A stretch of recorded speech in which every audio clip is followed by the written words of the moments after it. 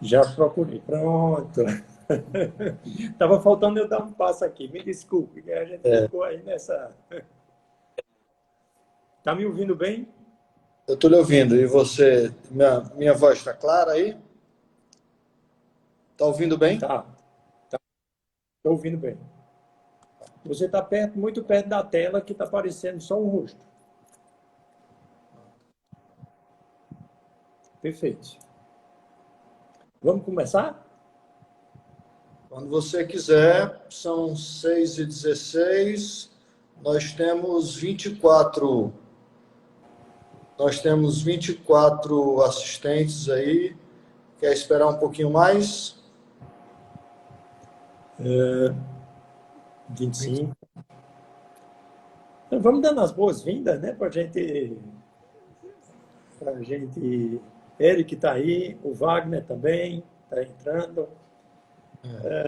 Tem as regras da live que a gente tem solicitado sempre, é que se vocês quiserem dar um feedback para a gente, você aperta aí nos coraçõezinhos, que é para poder a gente saber se está no caminho certo ou não.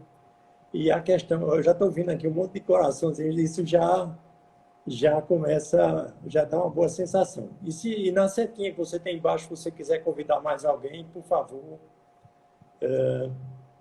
convide, seja bem-vindo para a gente trocar ideias. Vamos lá, Ed? Bom, então vamos lá. Boa noite. Obrigado aí a todos os que estão nos assistindo. Meu nome é Hélio Abreu.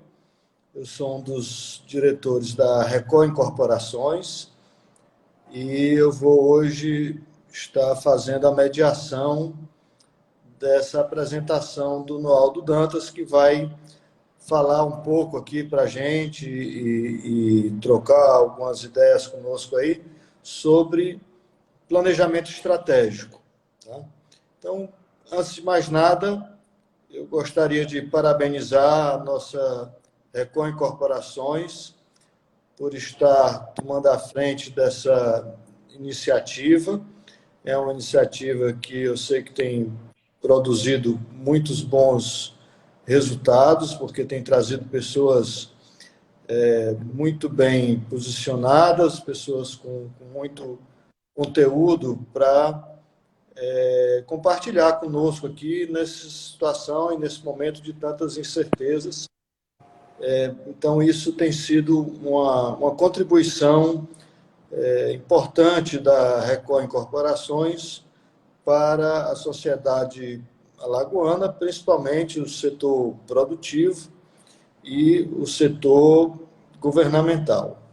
Então, particularmente, especialmente o meu sócio Wagner, quem teve a ideia, e não só teve a ideia, mas botou aí a mão na massa e fez acontecer, e está fazendo acontecer, e todos os outros que estão contribuindo, e todos os palestrantes que já participaram aqui, o nosso muito obrigado. Em nome da empresa e em nome daqueles que estão assistindo, eu agradeço a contribuição de todos os palestrantes. Bom, no Aldo Dantas, acho que não é um desconhecido para nenhuma das pessoas que eu tive a oportunidade de ver aí que estão participando da live hoje.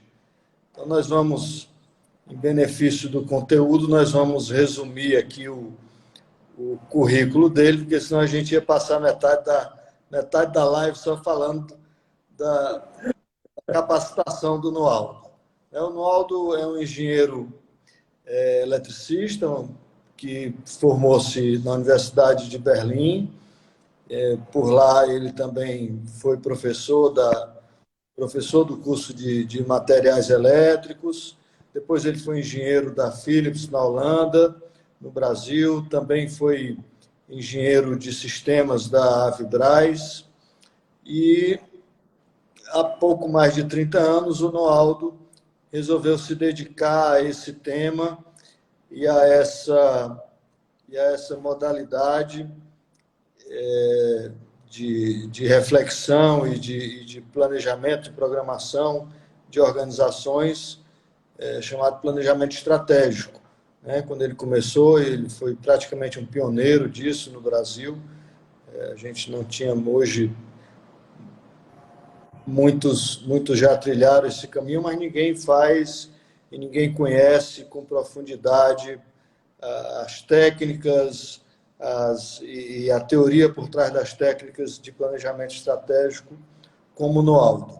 O Noaldo tem feito isso há 32 anos. Nós, na nossa empresa, temos a felicidade de contar aí com o Noaldo como um dos nossos consultores desde 1998. Já vão 22 anos aí que ele, como eu digo na empresa, Noaldo é a pessoa que nos ajuda a pensar. Então, isso é uma contribuição extraordinária que nós aqui em Maceió temos a felicidade de ter um profissional dessa capacitação e dessa estirpe aqui do nosso lado. O Noaldo fez e faz planejamento para empresas de vários portes e para organizações governamentais igualmente, pelo Brasil todo, né? Mas está aqui pertinho da gente, então isso é um diferencial para o mercado de Alagoas. Bom, Noaldo, obrigado aí por estar participando conosco. Estamos juntos aí mais uma vez. Já temos alguns projetos trilhados juntos e hoje vamos conversar um pouquinho aí sobre planejamento estratégico. Para a gente dar uma nivelada, Noaldo, se você pudesse, em rápidas palavras, nos apresentar o que é exatamente o planejamento estratégico e por que é que ele pode contribuir nas organizações e qual a diferença que ele pode fazer na vida das organizações e das pessoas também, né? Porque também existe a possibilidade da pessoa fazer o planejamento estratégico de ordem pessoal. Bom, Noaldo, com você. Obrigado, Hélio. Eu tenho que rapidamente também parabenizar a Record por essa iniciativa, essa brilhante iniciativa, que nós tivemos a coragem de reconhecer ela e copiar e fazer isso na associação comercial também, que nós estamos fazendo isso. Eu digo, você tem que, se tem uma coisa boa, vamos ter a coragem de copiar coisas boas que as outras pessoas fizeram. O Hélio já falou da história que a gente tem com a Record de muitos anos, e a gente começou ainda, era uma empresinha bem pequena, e hoje já é essa empresa, uma empresa grande e uma empresa muito bem estruturada. Começando por a questão do planejamento estratégico, talvez começando com o que é a estratégia. A estratégia, na realidade, é um plano, é um método, são manobras ou estratagemas usadas para alcançar um objetivo, um resultado específico. No que diz respeito às empresas, mais especificamente, a estratégia é a mobilização dos recursos da empresa visando atingir um objetivo. Normalmente é um objetivo de longo prazo. E a gente pode começar a discutir o que é curto prazo e o que é longo prazo, porque o mundo está se acelerando com uma velocidade tão grande que antigamente, quando você fazia planejamento para 10 anos, para 5 anos, ninguém ficava, todo mundo quieto, estava tudo ok. Porque as coisas mudavam lentamente. Agora, com essa aceleração das mudanças, e agora no caso da pandemia ainda mais, aí a gente tem que repensar. Ainda vou falar sobre esse assunto. O planejamento em si, conceitualmente, é a resolução de problemas. Esse é um planejamento, é você ver uma forma de resolver problemas. E tem diversos tipos de planejamento. Tem um planejamento estratégico que normalmente é mais de longo prazo e ele é mais flexível, porque digamos assim, os cenários mudam e você tem que ir se adaptando a esses cenários. Tem um planejamento tático e o planejamento operacional, que ele é mais rígido nesse sentido, porque ali é uma coisa que você vai fazer. Aí a pessoa pergunta, para que serve o planejamento estratégico? Em si, eu estou falando primeiro do planejamento, antes de entrar no estratégico. É para alinhar as visões. Normalmente, esse alinhamento se dá através da definição de um grande objetivo, de um objetivo a ser alcançado. Tem uma questão que é levantada nesse contexto, nas empresas. Quando você não tem um objetivo, ou seja, quando você não tem o que definido, tem muita briga que fica acontecendo no como, porque cada um não sabe para onde está querendo ir, cada um quer um como diferente. Então, uma das coisas importantes do planejamento é você alinhar as visões, e aí é você discutir os temas para você fazer um diagnóstico consistente. Não é, digamos assim, eu tinha um professor no Colégio Marista que eu estudei lá em João Pessoa, que ele dizia, não é meia dúzia de 3 ou 4 que se reúne para fazer um planejamento. Mas no modelo que a gente trabalha, a gente procura envolver mais pessoas na organização, justamente para a gente ter uma maior fidedignidade no diagnóstico que é feito.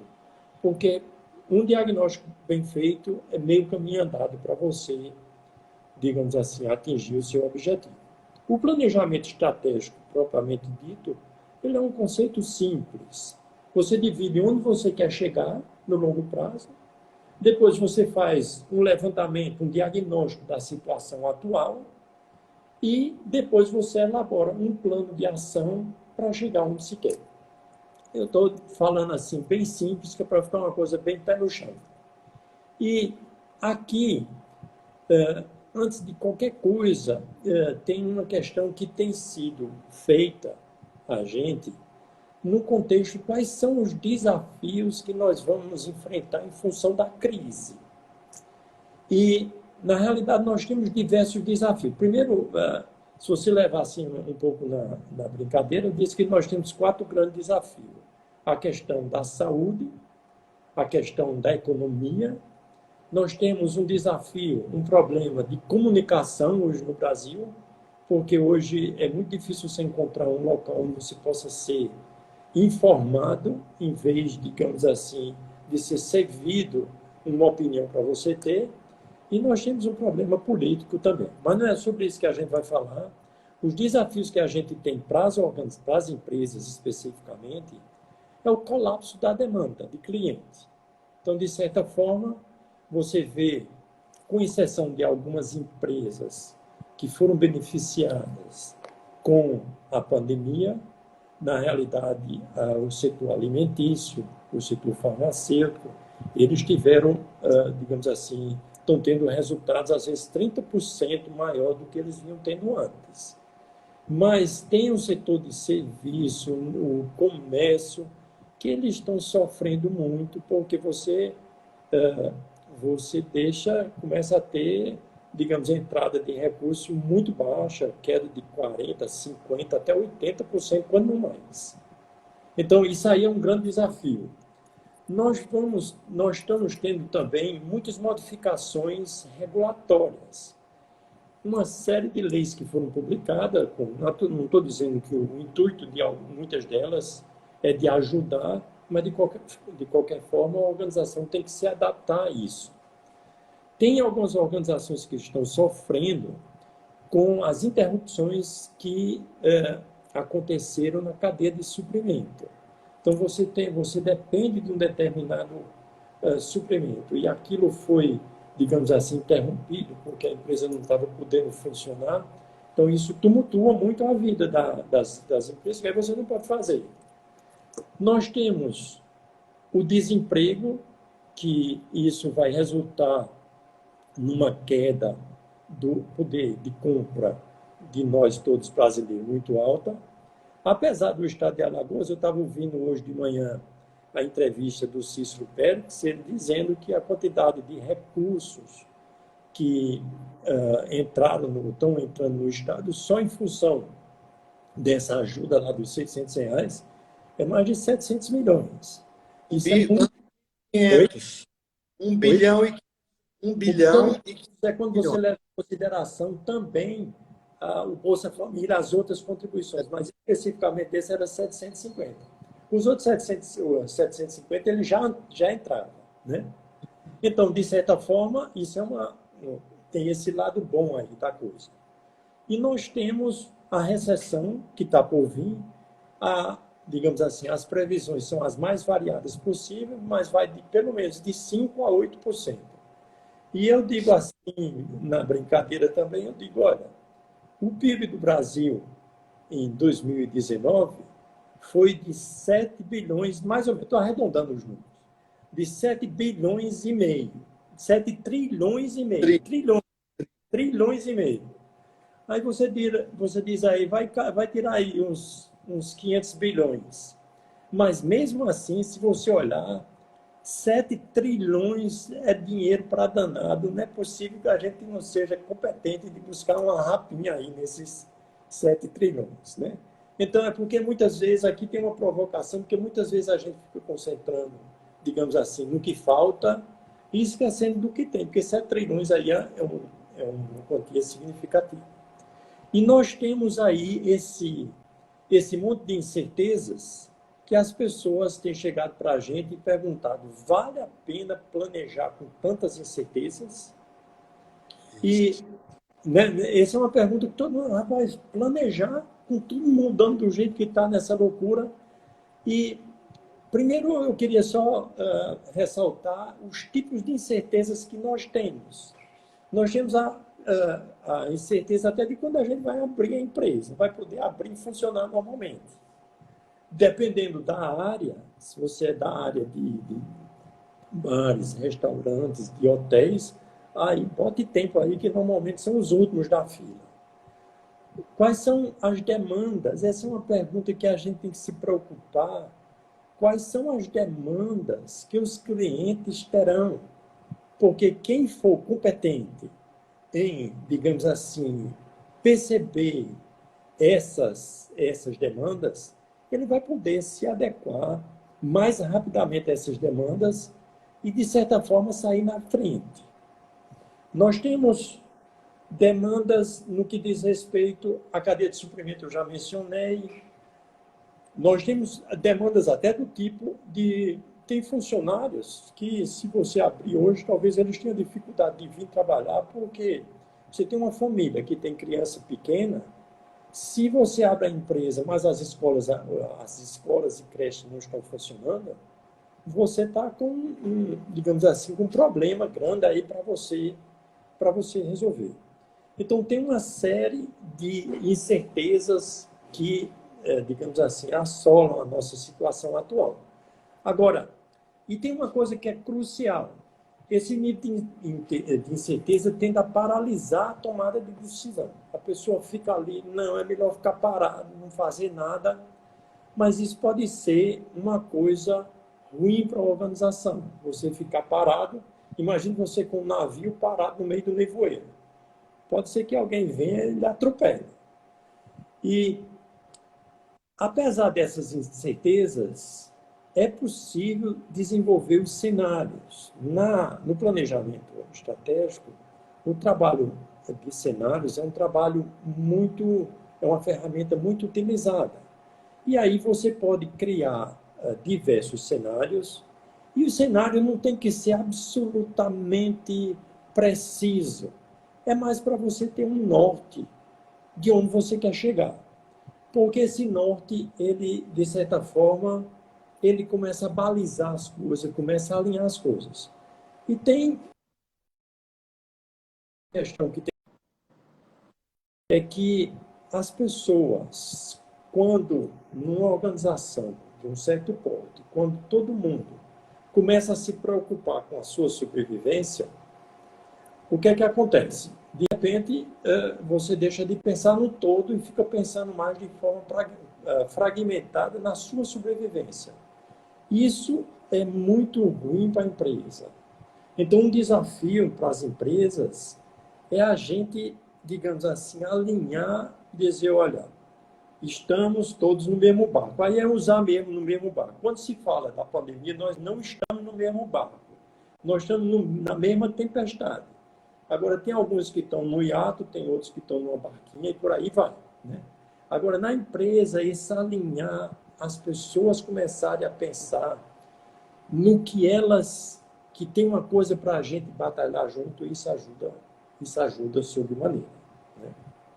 Eu acho que eu falei mais do que você perguntou, mas É essa mesmo, pois não não é. tenho conteúdo de você. Vai Hoje, seguir hoje os papéis estão invertidos.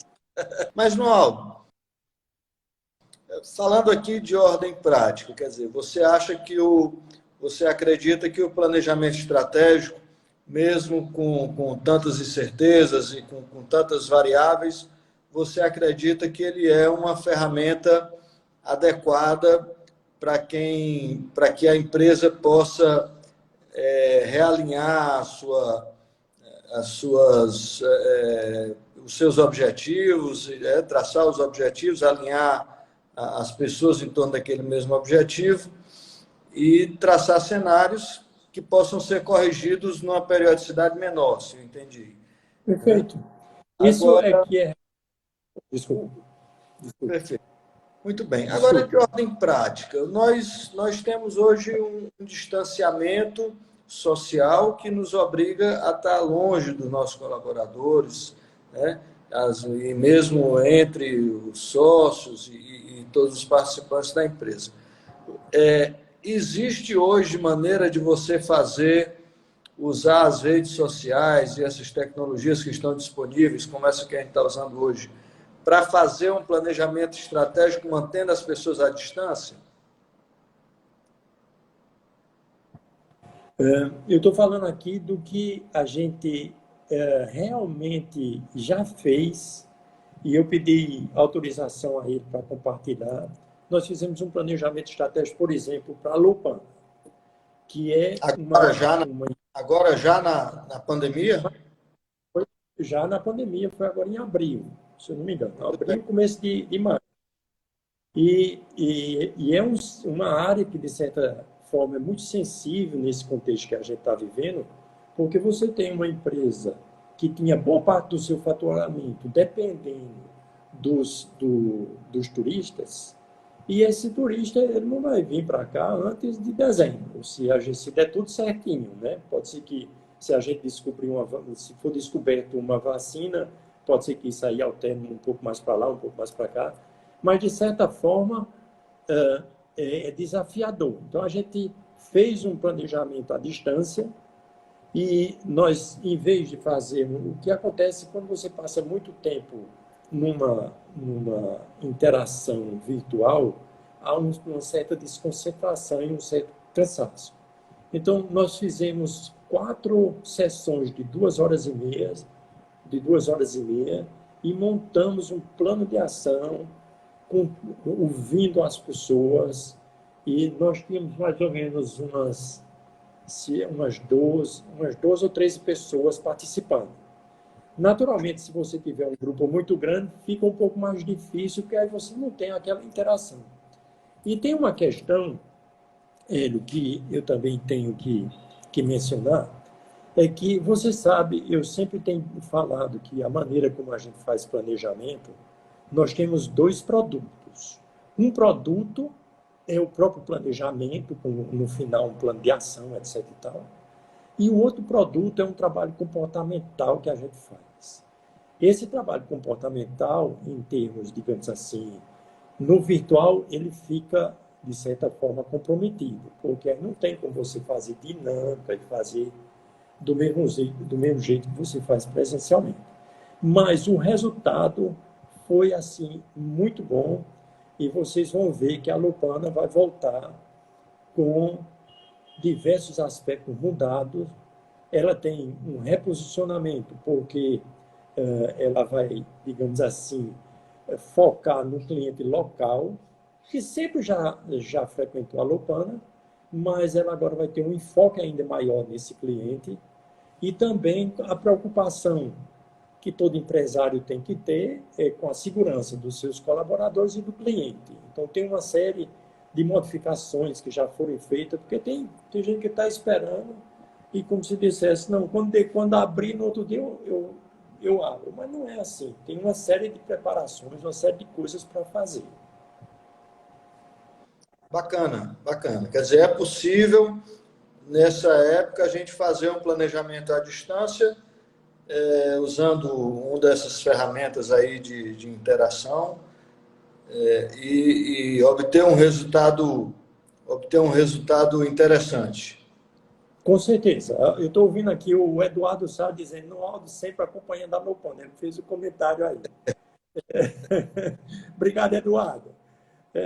É possível e é importante sentar para poder se definir isso. Isso faz uma diferença. Se já era importante antes da pandemia, agora com a pandemia é que se torna mais importante. Eu tenho feito provocações, Hélio, e no que diz respeito às nossas organizações, a Associação Comercial, o Sinduscom, a ADEME e outras organizações, para elas pensarem de forma coletiva, porque talvez isso seja uma grande mudança na sociedade, seja essa visão que a gente precisa trabalhar mais integrado, criando mais sinergia, criando mais, digamos assim, parcerias. Eu tenho dado como exemplo, na Associação Comercial, tem um projeto que foi importado da Alemanha, que se chamou Projeto Empreender. O Projeto Empreender, você veja o conceito que ele tem. Você, na realidade, se juntam os concorrentes de uma área e eles dizem assim, nós somos concorrentes, sim, mas nós temos interesses em comum. Vamos pensar em como nós podemos nos articular para conseguir defender e conquistar coisas no que diz respeito aos nossos interesses comuns. Mesmo que o nosso interesse como concorrente ele continue existindo. Então, é um momento do trabalhar em conjunto, é um momento de criar sinergia, e internamente nem se fala. Muito bem. Noaldo, planejamento estratégico ele foi, ao longo desses anos aí que você vem atuando e militando nesse segmento, ele foi ganhando um status cada vez mais relevante dentro das organizações, né? Ele passou a ser de uma coisa praticamente desconhecida, né, até hoje se tornar um item quase que obrigatório. Você vê, por exemplo, quando a pessoa, nos sistemas da qualidade, por exemplo, é imprescindível, e a ISO 9000, que é uma, né, que é uma norma de regulamentação de gestão da qualidade, ela hoje exige que a empresa, como um primeiro passo para obter a ISO, ela tenha um planejamento estratégico, não é isso? Você pode falar um pouquinho aí desses avanços no planejamento? Tem, eu digo assim, a resposta em alemão é IAIN. IAIN é a junção de IA e NEIN, significa sim e não. Ela cresceu em alguns locais, em algumas empresas de porte que tem gestão. Ela é pré-requisito para ISO, ela é pré-requisito para qualquer projeto de governança que você queira fazer. Onde é que ela foi, o planejamento foi, de certa forma, até desqualificado? Você diz, como é que um cara que dá planejamento fala isso? Mas é porque as coisas têm que ser transparentes. Na área das startups, eles acham que planejamento não é interessante. Você tem que fazer, colocar para funcionar, errar, corrigir o erro rapidamente. Eu digo, rapaz, se você fosse um neurocirurgião, você não ia querer ser operado por um cara que trabalhasse com essa estratégia. Né? Então, tem coisas que... Nem passageiro de avião, né? Nem passageiro de avião. Então, não quer dizer... Tem áreas, Hélio, que tem, de certa forma, eles navegam num mar mais tranquilo. Tem áreas, como essa área da eletrônica e das mídias, que elas navegam num mar muito turbulento e eles têm que estar constantemente se adequando. E aí a pessoa tem que ter bom senso. No caso da construção civil, é uma área que vocês vão ter que fazer uma série de adaptações. Eu estava vendo na palestra ontem sobre inovação que a gente fez na Associação Comercial, e a Carol Mendonça estava dizendo, olha, talvez as casas vão ter que ter, como se tem lá na França, na entrada, tem um local, um vão, assim como se fosse um vãozinho, para você limpar os pés, tirar os sapatos, coisa que o valha. E, então, tem modificações na área, no caso de vocês, na área de vendas, você tem aí o caso do Quinto Andar, se eu não me engano, lá em São Paulo, que você faz tudo eletrônico. O Herman estava também, a semana passada, falando que aqui em Alagoas já está, digamos assim, disponível de você fazer toda a compra sem precisar ir ao local. Então, isso são, digamos assim, questões de inovação que a gente precisa fomentar. A própria Record lançou um produto que digamos assim, o aluguel com opção de compra. São coisas criativas. No planejamento, está se fazendo, da forma que a gente faz com o viés da criatividade, está se buscando também criar novas coisas. E a gente tem um viés que a criatividade é sempre voltada para produto, mas não é assim. A criatividade ela está voltada para processo, para construção, para, digamos assim, se você tem na sua construtora implantado o BIM, você tem uma série de facilidades disponíveis. Então, tem uma série de questões aí que podem ser, digamos assim, de valia para as empresas se tornarem mais competitivas, que, digamos assim, em última instância, é o que todas as empresas estão buscando. Veja, Naldo, eu acredito que, falando um pouquinho de estratégia e de inovações, o grande desafio hoje seja talvez separar do que é moda do que é tendência. Né? Porque a gente ouve muita coisa, a vida vai mudar tanto, as pessoas não vão voltar para dentro dos seus escritórios porque perceberam que podem trabalhar à distância, as casas vão ser maiores, os escritórios vão ser menores, né? E por aí vai, né? Os serviços, as pessoas perceberam que não precisam talvez viajar tanto e vários outros aspectos aí. Então a gente está experimentando muita coisa nova durante essa pandemia, né? A criatividade está em curso realmente. Eu acho que sem planejamento mesmo sem planejamento, tem muita inovação e muita criatividade sendo colocada em prática, porque as pessoas estão buscando sobrevivência, estão trocando pneu com carro andando, né? E essas inovações, em algum momento, elas vão ser separadas, né, entre o que era moda e que vai passar e o que é tendência e vai ficar e evoluir, né? O planejamento ele pode contribuir para essa reflexão e esse discernimento também. Com certeza é. Isso que você está falando é assim crucial, porque ao mesmo tempo que a gente tem que proteger e defender o nosso negócio hoje, esse é mais ou menos a discussão entre a saúde e a economia. A gente tem que contemplar os dois. A gente tem que contemplar o que a gente faz hoje e a gente tem que se preparar para o que vem. Eu concordo com você que a natureza humana não é de fazer mudanças rápidas. Leva tempo para se acostumar. Tem algumas coisas que vão se consolidar mais rápido? Com certeza. As pessoas estão vendo. Eu estava conversando com o presidente do Unimed essa semana e ele dizia assim, não, Aldo, eu economizei. Ele estava falando um valor que parece que era 500 mil reais só de viagem em um mês, porque a gente fica numa reunião aqui, outra reunião ali, outra reunião não sei aonde, hotel, estadia, e o tempo. Então, tem coisas que vão se consolidar, mas vai levar um certo tempo. Eu tenho uma experiência, por exemplo, sobre o home office. Eu trabalhei na Holanda em 1980. 1980.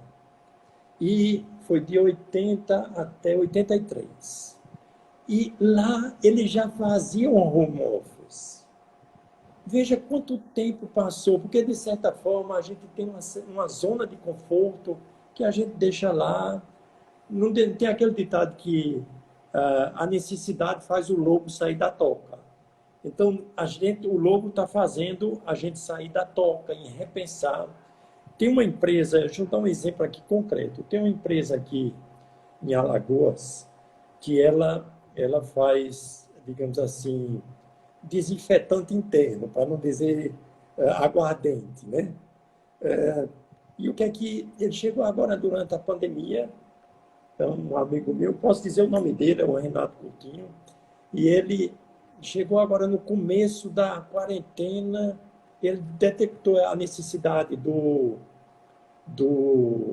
álcool 70, ele rapidamente fez a modificação na empresa e conseguiu praticamente ter o mesmo faturamento no primeiro mês que tinha anteriormente. No segundo, ele já conseguiu faturar muito mais do que faturava antes.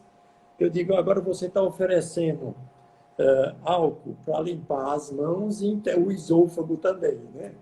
Então, e ele está agora já está criando outro produto, que é o álcool gel, que ele diz, rapaz, vai ser outro salto que a gente vai dar. O que eu estou provocando com esse exemplo é que a gente pode ficar parado, esperando passar, esperando para ver o que dá, mas a gente pode ser proativo em diversas coisas, em diversos processos dentro da empresa.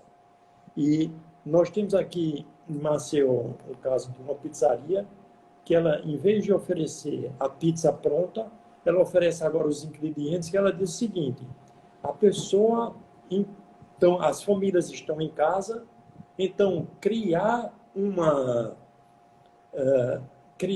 digamos assim, uma pizza em conjunto passou a ser uma coisa social, divertida, tem um sucesso para você ver diminuir o custo, porque ele só faz botar lá os pacotinhos que já estão tudo pronto para aquela pizza, para aquela pizza. O Wagner está dizendo aqui, enquanto que um chora, os outros vendem lenço. Então, é mais ou menos isso, Wagner, nessa linha de raciocínio. Né? Muito bem. Eu gostaria de abrir aqui, a partir desse momento, nós estamos a 20 minutos de encerrar a nossa live. Eu gostaria de abrir aqui também para os nossos amigos que estão participando aí como ouvintes, para que possam também participar, colocando alguma questão aqui, alguma pergunta ou algum comentário para o nosso palestrante de hoje. A partir desse momento, a gente fica aberto aí para conversar outros temas, enquanto o Noaldo pode complementar aí com mais algum pensamento ou alguma contribuição que ele queira nos passar. Eu gostaria, se você me permite, aí eu já mencionei isso, mas é porque isso é realmente importante, essa questão das pessoas. A gente tem, inclusive hoje eu fui fazer uma pesquisa de comportamentos, que comportamentos a gente precisava fomentar dentro da organização. E eu achei que é interessante porque ele diz assim, 4 coisas bem triviais que a gente pode fazer. O primeiro é o medo. Quem ficar preso ao medo que se tem frente a tantas incertezas, tantas inseguranças, ele vai perder espaço. Você pode diminuir riscos, é outra coisa para se buscar, fazendo parcerias, dependendo da situação, criando planos de contingência. Então tem que pensar. Eu tenho um amigo que diz, eu estou com o corpo todo dolorido, porque pensar dói, né? Então a gente precisa parar, pensar, em vez de sair atribulado fazendo as coisas. A gente precisa estar ágil e alerta o tempo todo, vendo quais são as oportunidades.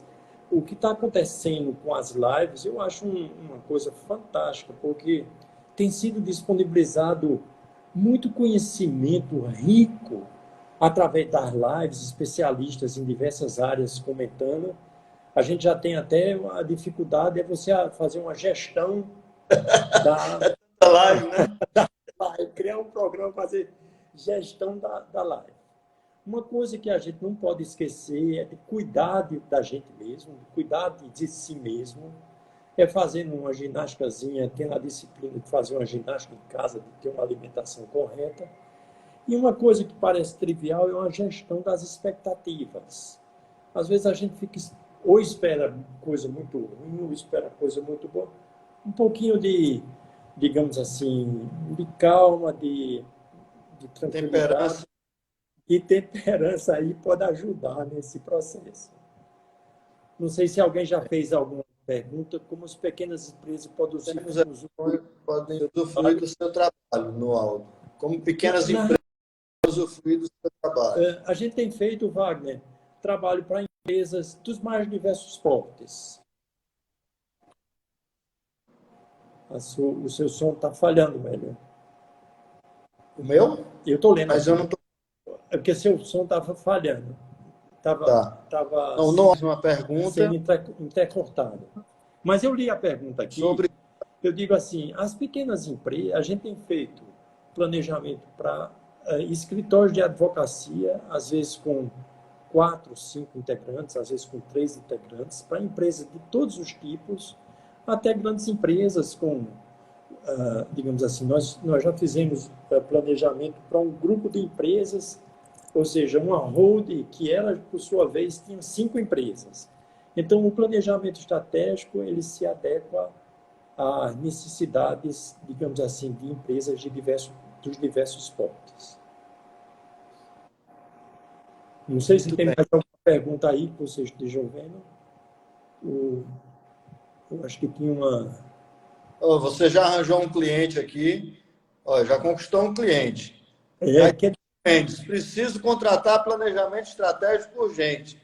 Pronto. Mas esse cara, eu não estou vendo aqui, não está aparecendo aqui, né? Rapaz, esse cara tem toda a razão. Depois eu vou fazer discreto, depois eu passo o telefone. Mais alguma pergunta? Aldo, você ainda...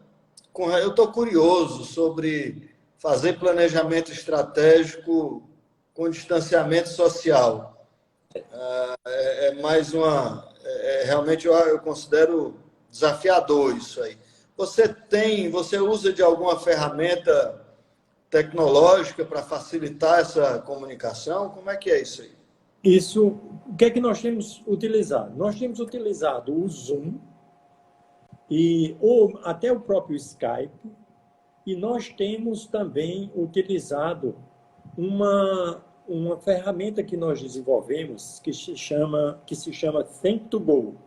Nessa ferramenta, você digita no seu celular a sua ideia e ela já sai lá na tela que eu estou apresentando para todo mundo.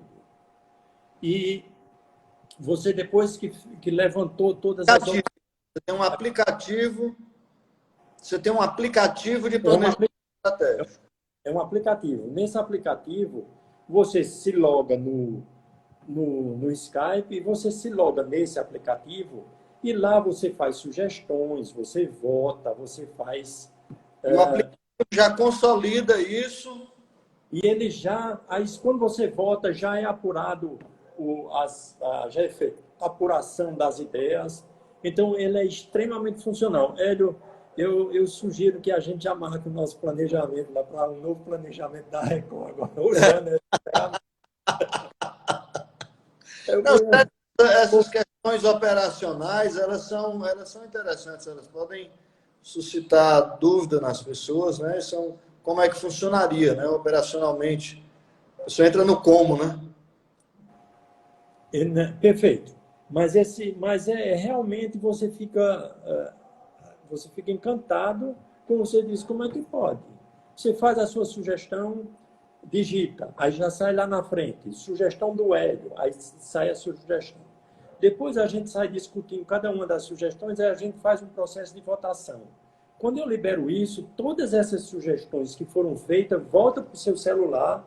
Aí você tem na tela do seu celular, às vezes, 20, 30, 40, 50 sugestões. Aí você vai lá escolher as 10 mais. Então você escolhe lá. Quando você envia, o sistema capta isso. E aí, quando eu ponho para fazer a apuração, quando todos já fizeram a votação, aí você... Aqui o Eduardo está dizendo, deu muito certo o nosso planejamento à distância. Então, aí você já tem o resultado apurado. Muito E a bem. gente também tem que trabalhar aí com a tecnologia, né? Doutor Ricardo César faz a pergunta se não estaria na hora do Estado de Alagoas estruturar para o turismo de saúde, né? Ou seja, o turismo focado na... Existe o turismo dentário, o turismo de tratamento de alguma doença específica ou particular. Houve uma época em que as pessoas faziam um turismo de tratamento de vitiligo em Cuba, né? Há muitos anos. Depois houve uma época em que o turismo de tratamento dentário aqui no Brasil também foi muito forte, um certo período que as pessoas vinham da Europa e era muito mais barato passar uma semana aqui, fazer o tratamento dentário e aproveitar um pouco, né? Acho que é nesse sentido que o doutor Ricardo César está provocando aqui. Mas antes dele, eu só gostaria que você, por favor, complementasse a pergunta do Wagner, que ele pergunta se existe algum modelo de planejamento que saia mais barato, que seja, vamos dizer assim, um produto de prateleira, né? Um produto que consiga dar que o planejamento estratégico consiga contribuir para uma pequena organização e que caiba dentro do orçamento deles. Eu vou responder as duas, mas rapidamente para o doutor Ricardo Vieira. Doutor Ricardo, eu acredito, para dar uma opinião sobre um tema assim, fora do contexto, eu fico com muito cuidado, mas eu acho que seria interessante era as pessoas do turismo precisava, junto com as autoridades, o Estado, ele precisa, os entes governamentais precisam se sentar com os diversos stakeholders do turismo, sentar e pensar em soluções. Cada um fica pensando de forma isolada, isso empobrece, isso não cria a sinergia que tem potencial. Esse eu acho que seria um caminho para se fazer nas diversas áreas.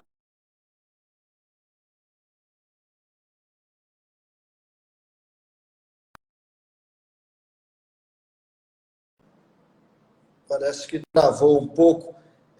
Seria os... Agora, deixa eu voltar para a pergunta do Wagner. Você vai encontrar diversos roteiros. Qual é? Eu sou suspeito, absolutamente suspeito, porque sou um fanático por essa área, minha cachaça. A diferença de você ter uma pessoa de fora é porque essa pessoa muitas vezes faz as perguntas que a gente não está acostumado a fazer. Por quê? O óbvio é muito difícil de se ir, porque de tanto ver, vou mais. Quando uma pessoa de fora que está com o olho ainda, digamos assim, não está viciado de ver aquilo toda vez, lições significativas para o planejamento.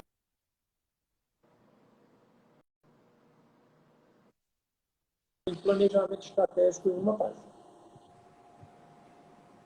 Eu não sei se de novo. Você está me ouvindo, Hélio?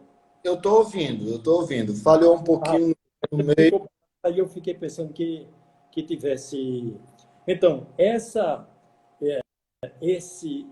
você pode encontrar para uma empresa de um deterporte, aí essa visão de fora. Tem uma informação que eu li essa semana que eu fiquei, confesso a você, Wagner, de queixo caído.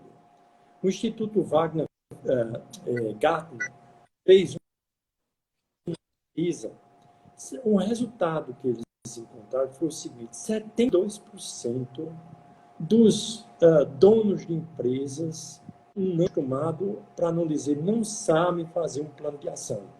Ou seja, o empresário é aquela pessoa que gosta de botar a mão na massa, de fazer acontecer, mas não gosta de se sentar para fazer um plano, para fazer as coisas para outras pessoas.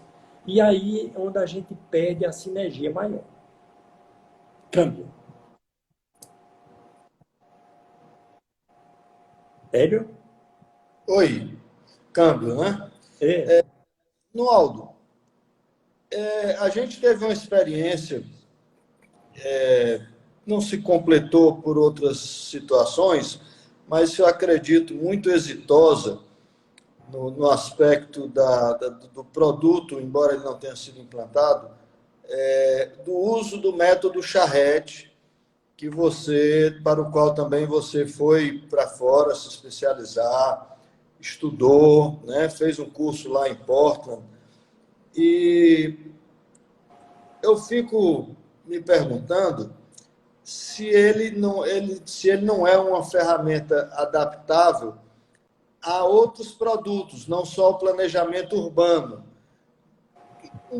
Você usar o método Charrette para desenvolver planejamento de produtos, como esse, por exemplo, do Dr. Ricardo César.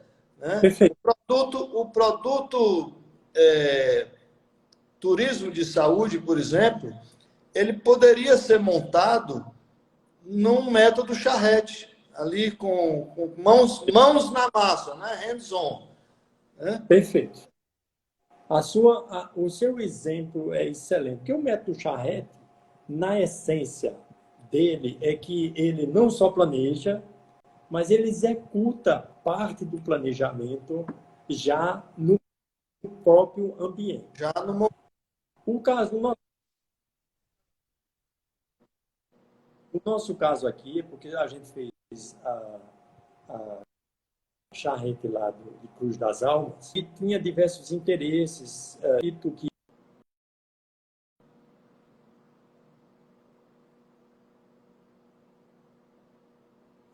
no Aldo, tá caindo um pouco.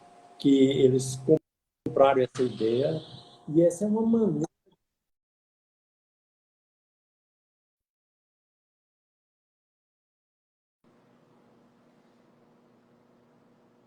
Tá prejudicado aqui, pelo menos para mim aqui.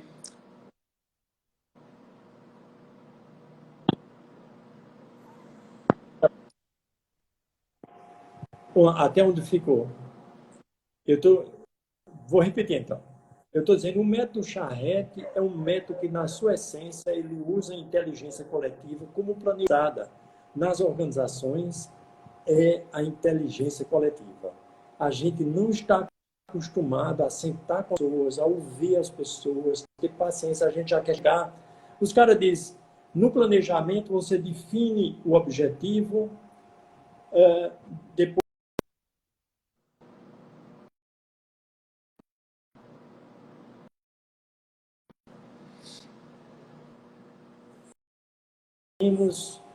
e nós fazemos. A gente quer partir para a solução antes de. Isso é que desperdiça.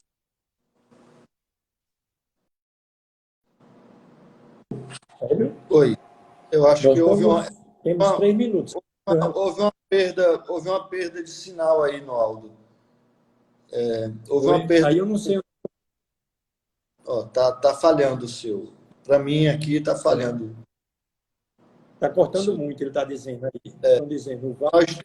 Nós temos mais 5 minutos. Certo. Você quer que eu repita isso que eu acabei de falar? Por favor, por favor. O que eu estava comentando é o seguinte. Primeiro, vamos fazer uma diferença entre custo e desperdício. Tem custos que são bons. O que a gente tem que tirar da empresa são desperdícios. E aí eu pego o gancho que um dos maiores desperdícios das organizações é justamente a inteligência coletiva que nós temos nas organizações, de planejamento, como é o caso da charrete que você mencionou, quando você envolve as pessoas você já tem meio caminho andado no que diz respeito à execução depois. Porque as pessoas se empolgam com aquilo que elas criaram e não pelo prato feito que ela recebe. Então, foi essa, digamos assim, a mensagem. O caso da charrete aqui, você tem toda a razão.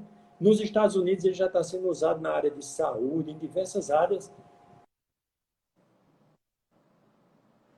Significa pensar em conjunto, ter a paciência, mas não é essa a nossa... Parou de novo. Oi.